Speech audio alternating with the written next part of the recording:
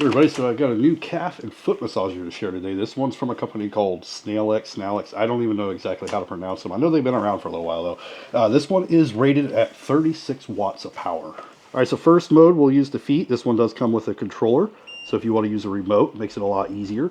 Now you do have 3 different modes of compression: knead, heat, and then you got your vibration. So we could do our knead, which is going to be a lot more rough. If we do it high, you can see where it closes in on the feet. And then if you want to have more and more knead, you can make it a lot more intense. Oh, I just noticed there's a spot here where you can store the remote. Now the other thing that you could do with this is that you can press a little button and then you can move the bar and you can change it into being able to use it for your calves.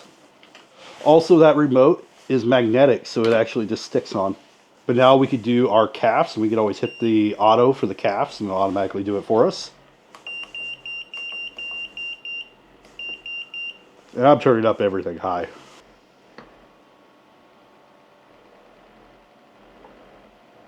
Another thing that you could use this for is actually doing your arms. And you can give your arms a decent massage as well. I can actually feel the heat a lot more with my arms.